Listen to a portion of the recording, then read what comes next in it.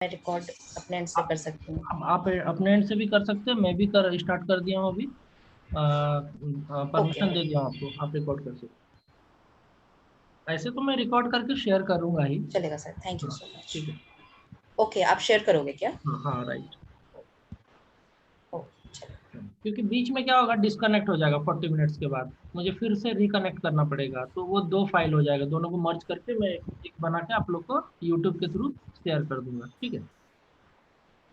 Okay चलेगा sir. हाँ, तो नेक्स्ट आते हैं ईआरपी। एसएपी क्या है? एक ईआरपी पैकेज है। तो ईआरपी का फुल फॉर्म क्या होता है? Enterprises enterprise resources planning. Correct, resource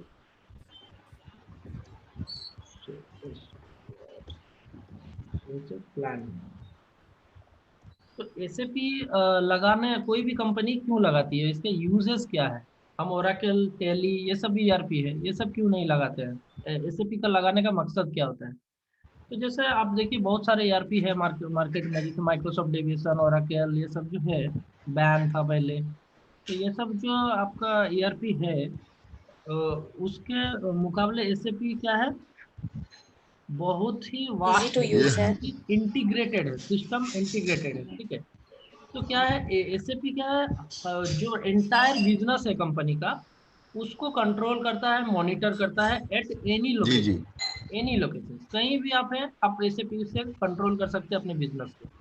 suppose जैसे बड़े बड़े कंपनी हो गए, टाटा, बिरला, ये सब, रिलायंस, ये लोग का तो बहुत सारे प्रोडक्ट्स है, बहुत सारे प्लांट्स है, ठीक है, लेकिन ओनर तो एक ही है। अब एक ओनर को पता करना जी है, जैसे मेरा कोलकाता में एक प्लांट है और एक उड़ीसा में प्लांट है।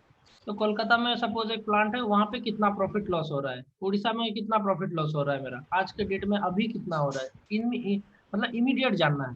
तो ऐसे भी क्या प्रोवाइड करती है, एक रियल टाइम डेटा प्रोवाइड करती है आपको, रियल टाइम, मैंने अभी के अभी आपका क्या स्टेटस है सिस्टम का, कंपनी का, ठीक है, वो पता करती है। तो ये बाकी actually large volume of data, मतलब जो सिस्टम इसको हैंडल कर सकता है, ठीक है। और बाकी सब में जैसे ओरेकल अगर आप लगाते हैं, तो आप एक रिपोर्ट एग्जीक्यूट करेंगे ना, तो आपको बहुत टाइम लगेगा।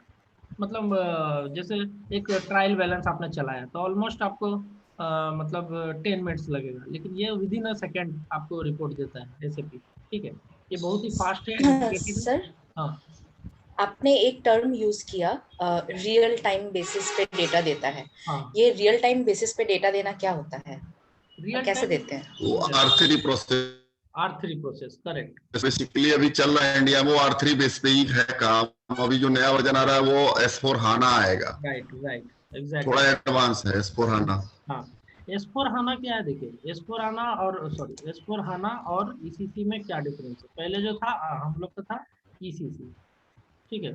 ईसीसी, उसके बाद आया क्या, एस फोर हाना। तो ईसीसी से एस फोर हाना में डिफरेंस क्या है, ये आपको अभी जनरल मतलब मेन क्वेश्चन पूछा जा सकता है इंटरव्यू में। तो ईसीसी जो है, पहले क्या था, जो हमारा डेटाबेस था वो स्टोरेज, जैसे इसका डेटाबेस क्या था ईसीसी का, ईसीसी तो एक एप्लीकेशन है, ठीक है, एक एप्लीकेशन हम्म, है। मैं बताता हूँ यहाँ पे, एप्लीकेशन एंड डेटाबेस। बहुत सारे लोग कंफ्यूज रहते हैं, जैसे कि एसएपी हाना और एसएपी एस फोर हाना। बहुत सारे लोग सोचते हैं एसएपी हाना पहले आया था, उसके बाद एस फोर हाना कुछ अपग्रेडेड हो गया होगा, इसीलिए इसको एस फोर हाना बोलते हैं, but this is wrong. SAP HANA क्या है, HANA is a database and S four HANA is a application, ठीक है। So S four HANA is a application, ये एप्लीकेशन है, ये इसका डेटाबेस है। तो कोई भी कंपनी अगर एस फोर हाना यूज करेगी, तो उसको हाँ डेटाबेस हाना ही यूज करना पड़ेगा, नहीं हाँ तो हाँ वो दूसरा यूज नहीं कर सकते। दूसरा का मतलब ओराकेल, एसक्यूएल, साइबेस, ये सब जो डेटाबेस है ना, हम्म, जैसे एसक्यूएल हुआ, हम्म, साइबेस हुआ, ओराकेल हुआ, ये सब डेटाबेस को ये एस फोर हाना यूज नहीं करता है, ये अपना खुद का डेटाबेस यूज करता है, जो कि हाना है, एसएपी का ओन है। तो पहले जब ओके। ईसीसी चल रहे थे ना, ईसीसी, तो उसमें ये सारे डेटाबेस को हम यूज कर पा रहे थे ईसीसी के थ्रू। ईसीसी जब था, ये तीनों, मैं ईसीसी के साथ एसक्यूएल भी ले सकता था, ईसीसी के साथ साइबेस भी ले सकता था, और ईसीसी के साथ ओराकल भी ले सकता था। जो भी ऑप्शन में जाना चाहते हैं हम जा सकते हैं, ठीक है। तो ये है डिफरेंस आपका एप्लीकेशन एंड डेटाबेस का। तो ये क्या है, रियल टाइम R3 स्ट्रक्चर क्या है, रियल टाइम R3 बोलते हैं। R3 stands for R3 means real time basis. Yes right, Okay. Real time, real time. R3 का मतलब क्या है, 3 आर्किटेक्चर, 3 आर्किटेक्चर, ठीक है, 3 आर्किटेक्चर। Architecture. हाँ, Okay. तो 3 आर्किटेक्चर मतलब क्या होता है, जैसे कि हमारा एप्लीकेशन सर्वर, ठीक है, उसके बाद होता है डेटाबेस, ठीक है, इसके बाद होता है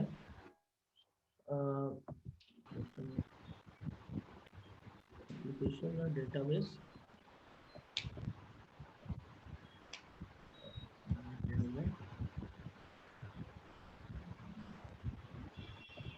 presentation, presentation.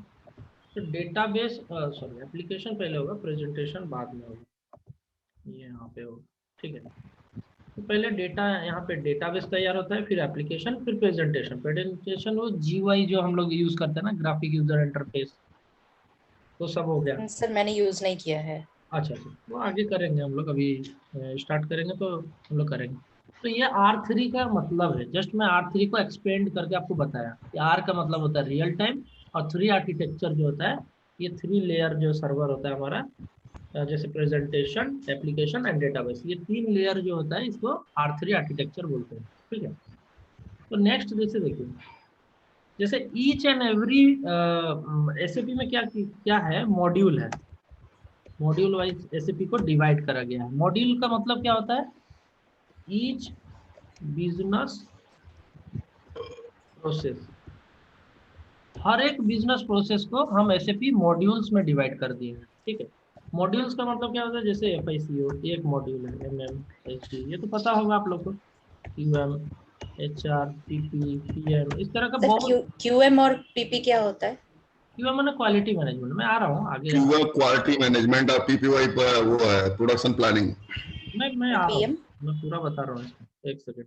Finance and okay.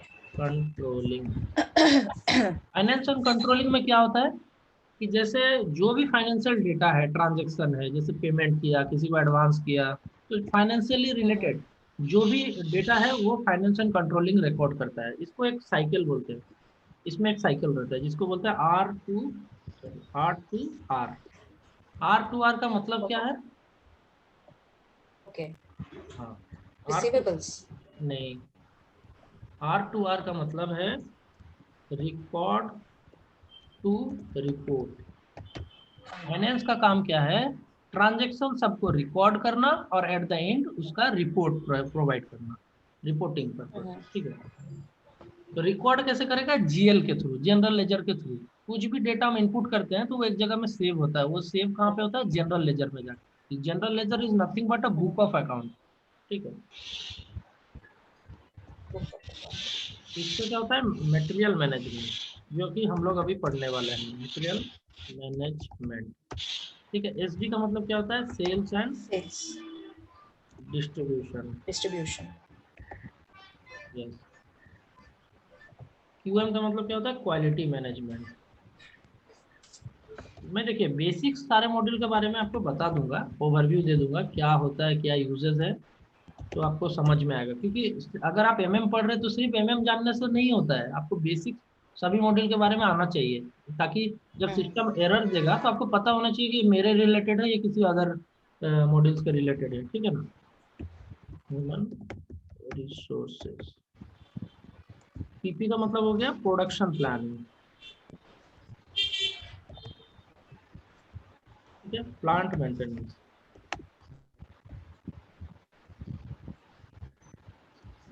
Okay, maintenance, ठीक।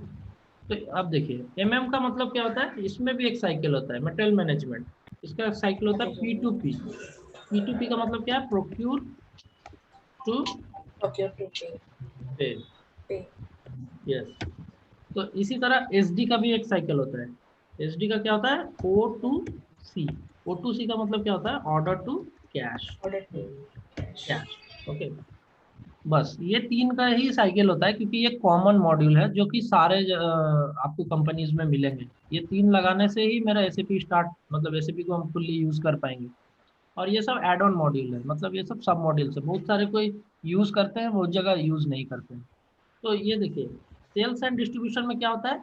ऑर्डर टू कैश में जो सेल्स से रिलेटेड, कस्टमर से रिलेटेड एक ऑर्डर, मतलब कोटेशन देने से और प्रोडक्शन करके उसको गुड्स सप्लाई करने तक जो भी होता है साइकिल, वो ऑर्डर टू कैश में आता है, कस्टमर रिलेटेड। ठीक है।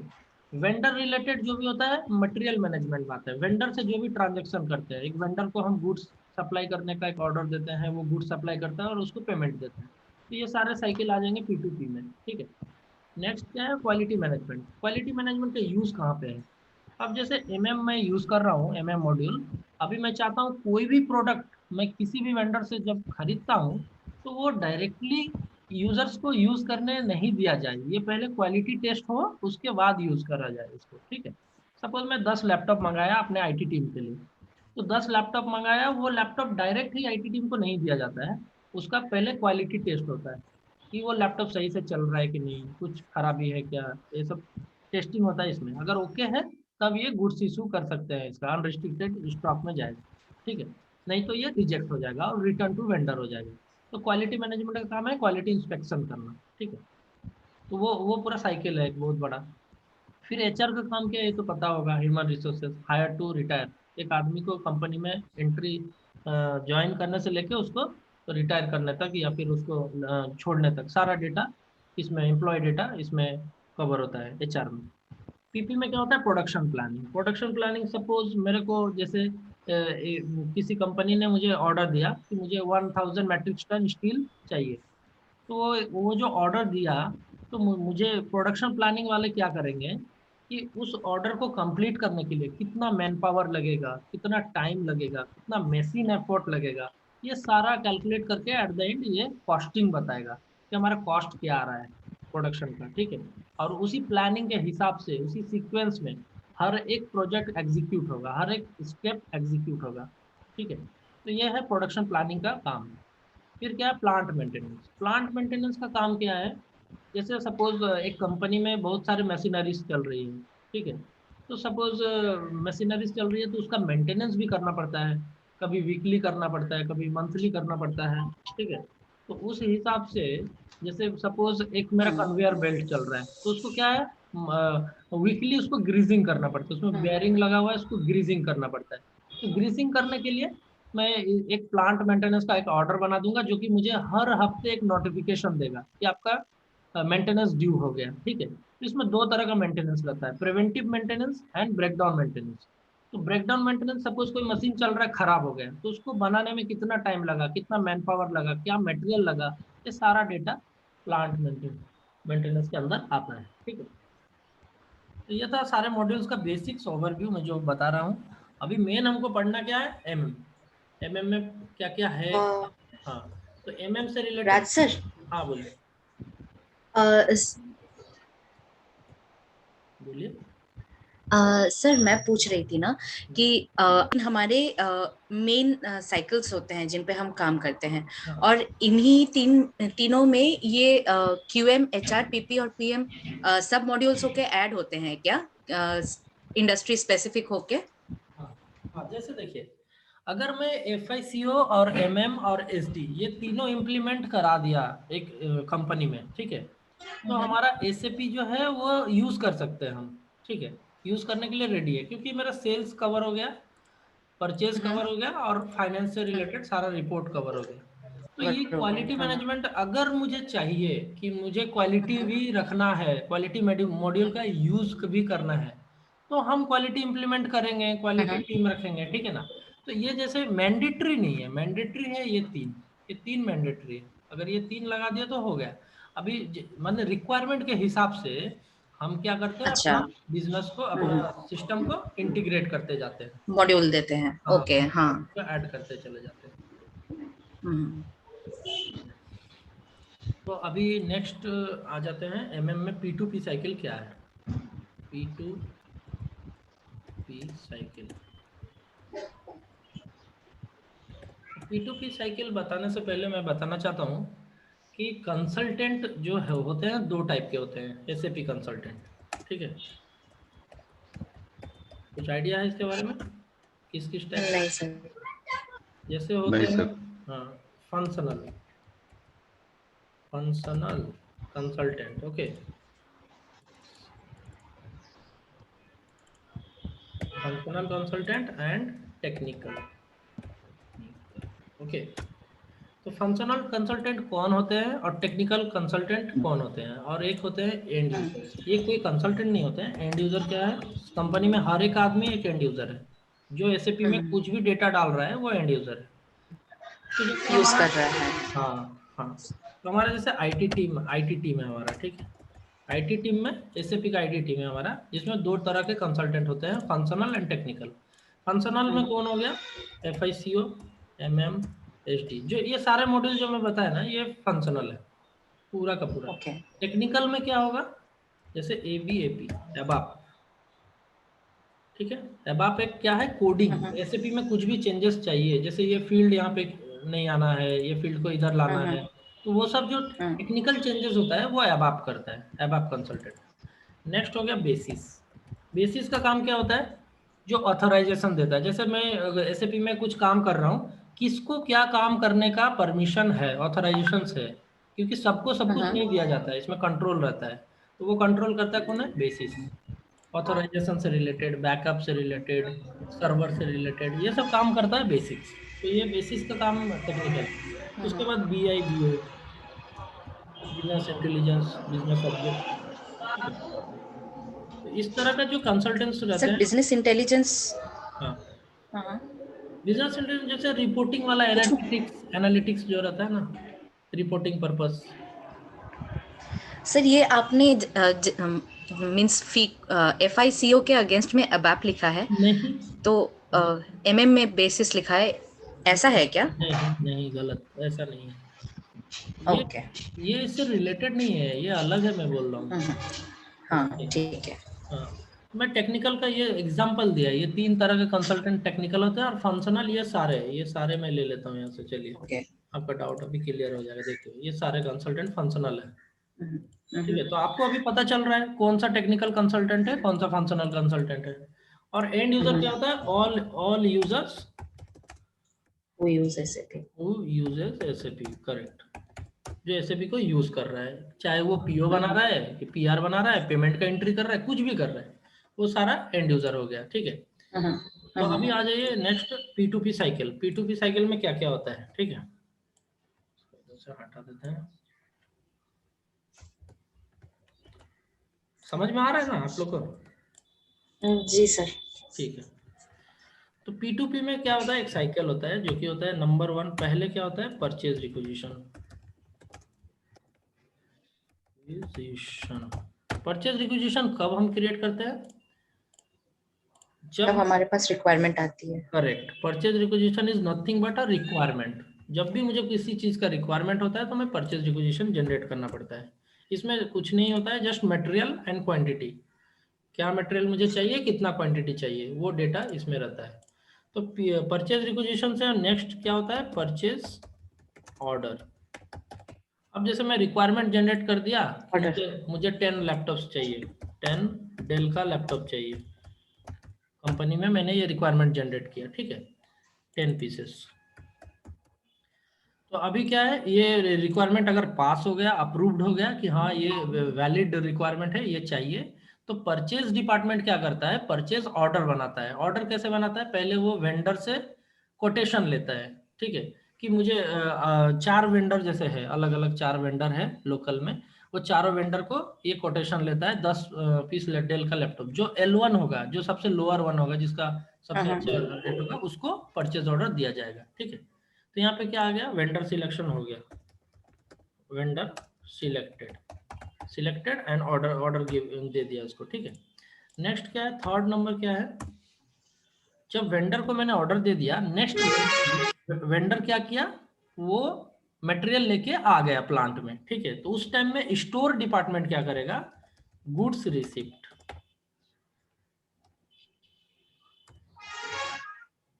गुड्स रिसिप्ट, ठीक है, वो गुड्स रिसीव करेगा स्टोर डिपार्टमेंट। अगर क्वालिटी यूज कर रहे हैं तो वो क्वालिटी में चला जाएगा, फिर पास होके आएगा तब भी हम उसको यूज कर पाएंगे। नेक्स्ट स्टोर डिपार्टमेंट रिसीव कर लिया, सपोज 10 लैपटॉप हो, 10 लैपटॉप उसने रिसीव कर लिया। नेक्स्ट स्टेप क्या है, तो वो जो 10 लैपटॉप्स लेके आए हैं उसके साथ बिल भी लेके आए हैं, बिल का एंट्री कौन करेगा, फाइनेंस, इनवॉइस रिसिप्ट, इसको बोलते हैं बिल बुकिंग, मतलब बिल उसका एंट्री करेंगे, इनवॉइस रिसिप्ट। नेक्स्ट क्या होगा, वेंडर को पैसा देना पड़ेगा, वेंडर पेमेंट, ठीक है। तो ये हर एक साइकिल में यहाँ पे एक ट्रांजैक्शन कोड यूज होता है, शॉर्टकट में उसको बोलते हैं टिक कोड।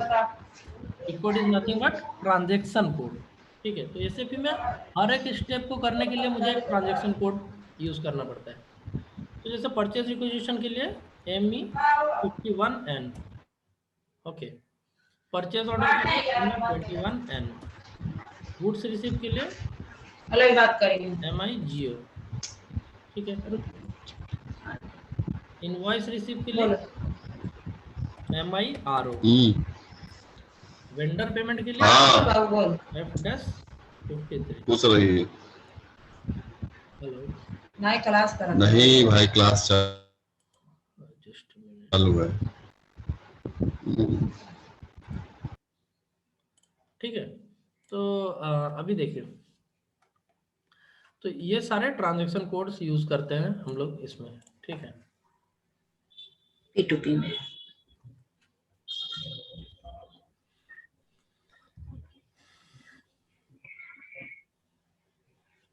क्लियर है, यहाँ तक कोई डाउट है? हेलो जी सर। यहाँ तक कोई डाउट है किसी को?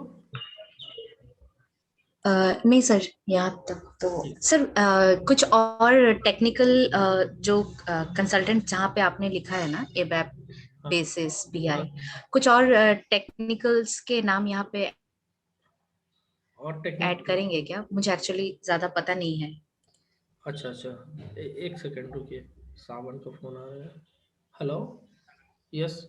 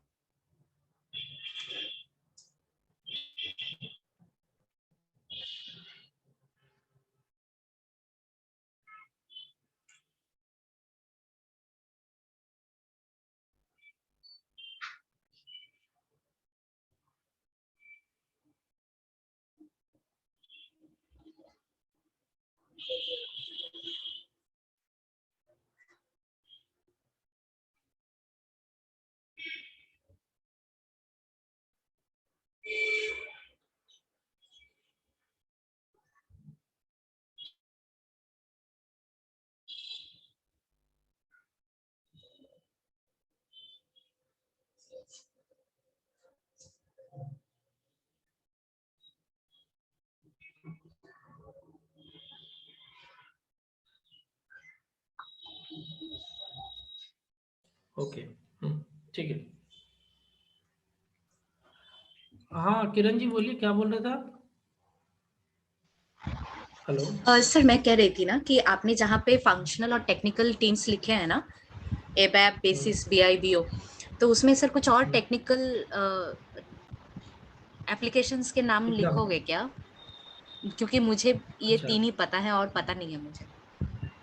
अच्छा अच्छा अच्छा, ठीक है। ऐसे तो देखिए बहुत सारे मॉड्यूल, अभी नया नया बहुत सारे मॉड्यूल्स आ गए हैं जो कि टेक्निकल मतलब है मार्केट में, जैसे मैं बता देता हूँ आपको, जस्ट मॉड्यूल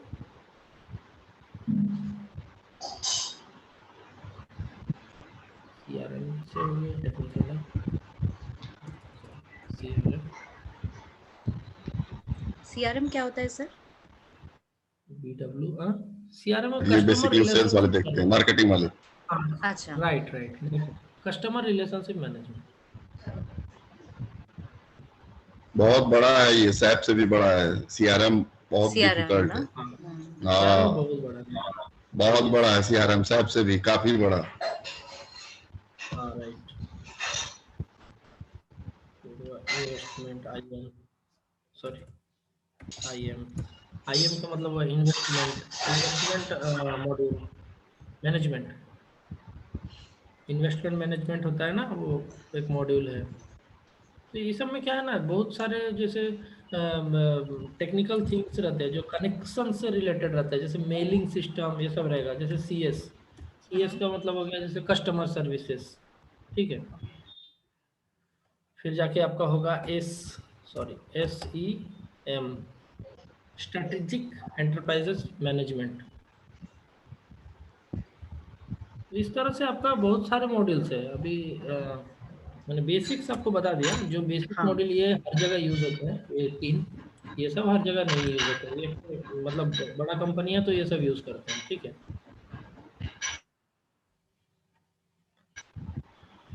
फिर नेटवीवर हो गया, फिर जाके APO हो गया, एडवांस प्लानिंग ऑप्टिमाइजेशन, जैसे APO का हो गया एडवांस प्लानिंग ऑप्टिमाइजेशन। ओके, इस तरह से बहुत है। अभी मतलब लिस्ट देने जाओ तो 100 भी हो जाएगा, ठीक है। Okay, thank you. तो बेसिकली हमको ये P2P साइकिल के ऊपर ही सारा हम लोग का जो भी कॉन्फ़िगरेशन है इसी के अंडर आता है, P2P साइकिल के ऊपर। अभी देखिए जैसे परचेज रिक्विजिशन के लिए क्या क्या चाहिए, क्या क्या रिक्वायरमेंट्स है, प्री रिक्विजिट्स है, तो मैं जस्ट दिखाता हूँ आपको। पहले लॉगिन स्क्रीन के बारे में बता देता हूँ। हाँ, और एक मेन चीज़ मैं बताना चाह रहा हूँ, जैसे डेटा जो है, डेटा टाइप, ये 2 टाइप्स का होता है, ठीक है। एक होता है ट्रांजैक्शनल और एक होता है मास्टर। तो ट्रांजैक्शनल डेटा क्या होता है, मास्टर डेटा क्या होता है, दोनों में डिफरेंस क्या है।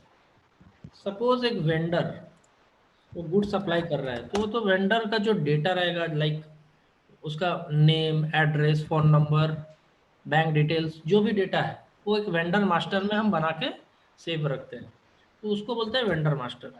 Like customer master, okay, GL master, material master. जैसे वन टाइम मैं बनाऊंगा और मतलब मेनी टाइम उसको यूज़ करूंगा, वो हमारा मास्टर डेटा हो गया, ठीक है। ये मास्टर डेटा हो गया। ट्रांजैक्शनल डेटा क्या हो गया, जैसे पेमेंट, परचेज ऑर्डर बनाना, परचेज रिक्विजिशन बनाना, ठीक है, गुड्स रिसीव करना, इनवॉइस रिसीव करना, ये सब हो गया आपका ट्रांजैक्शनल डेटा। एडवांस पेमेंट करना, ठीक है, किसी को कुछ भी, मतलब जो ट्रांजैक्शंस डेली बाय डेली होता है ना कंपनी में, वो सारे मतलब इस टाइप के payment, PO, PR, good receive जो डेली बाय डेली होता है वो ट्रांजैक्शनल डेटा होता है।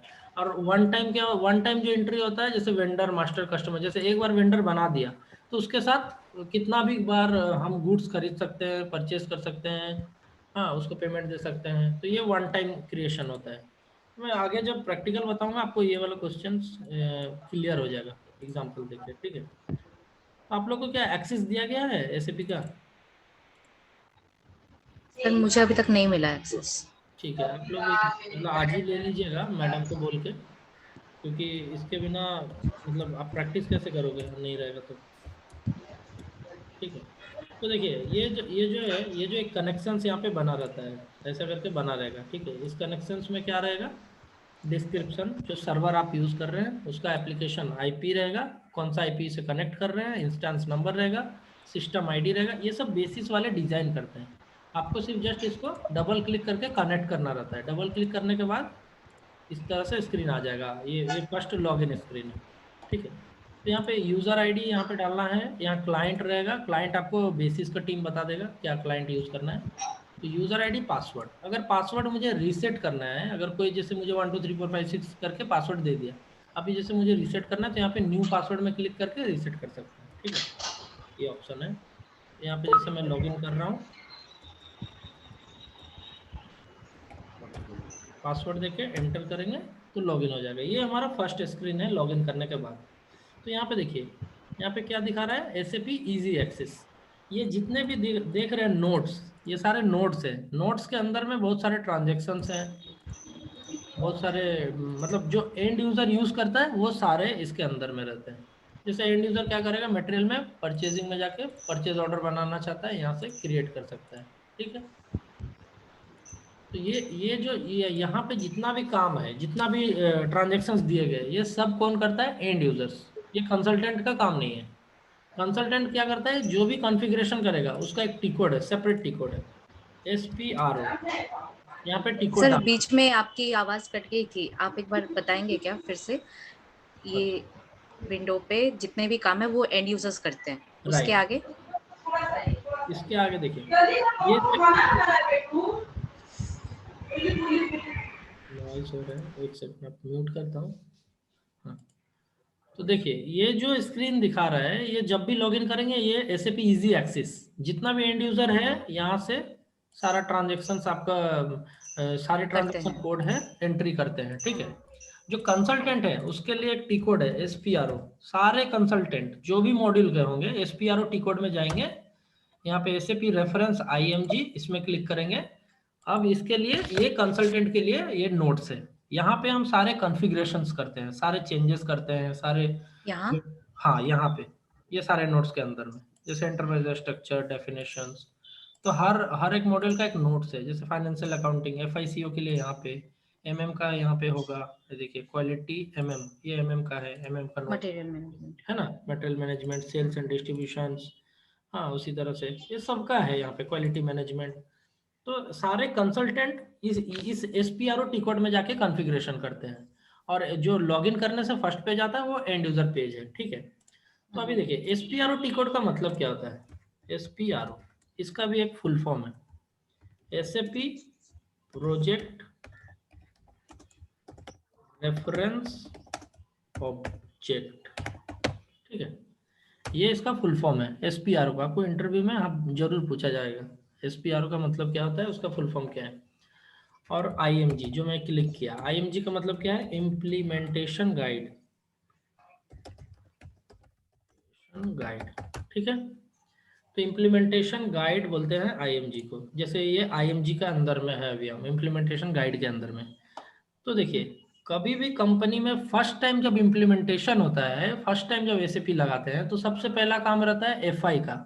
FI का क्या काम रहता है, हाँ, FI का काम रहता है, वो स्ट्रक्चर FI को बनाना रहता है। स्ट्रक्चर का मतलब है कंपनी कोड, प्लांट, देखिए define company, company code, business area, profit centre, chart of account, ये सब जो जितना भी स्ट्रक्चर है, मैंने ढांचा फर्स्ट में बनाना किसका काम है, फाइनेंशियल का। जब फाइनेंशियल का स्ट्रक्चर तैयार होता है तब जाके हम MM वाले काम स्टार्ट करते हैं। ठीक है, तो अभी मैं ऑर्गेनाइजेशनल स्ट्रक्चर बता देता हूँ, जो कि मेन चीज है। ठीक है,